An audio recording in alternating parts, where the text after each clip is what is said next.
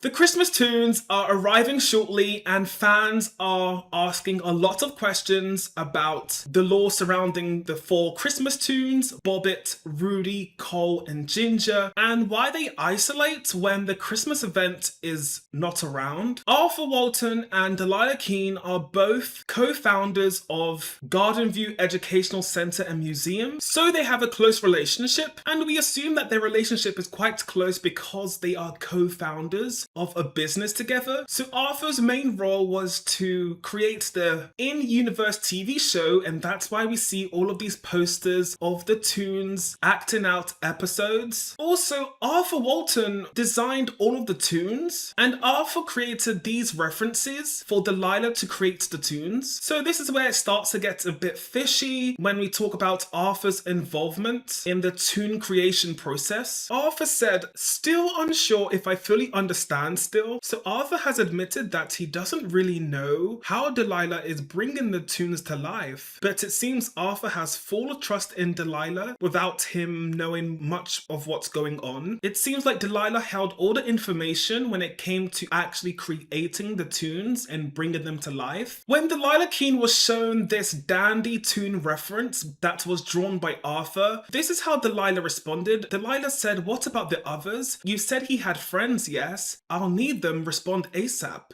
So right there, I get a sense of this connection between Arthur and Delilah, because it seemed like Delilah didn't know that Dandy had friends that was part of the In-Tune universe. And as a co-founder of the Garden View Centre, you would expect Delilah to know this. But Delilah had to ask Arthur if there were any other Toons, especially when it's a friend of Dandy. This is where it gets interesting when it comes to Arthur and Delilah's relationship and information that Delilah may be withholding. So we know that the Christmas Toons self-isolate when the Christmas event is not here. We know this because Arthur wrote a note to Delilah saying, "Delilah, ever since Christmas passed, the holiday Toons have been often found hiding in corners around the place. It's honestly concerned some of the staff, and when I try to talk to the Toons, they seem to have less interest. You may want to give them a checkup and make sure everything's working well. We don't want unhappy Toons." So from reading this note, it seems like Arthur doesn't know why the Christmas Toons are hiding. Arthur used the word hiding, which is a very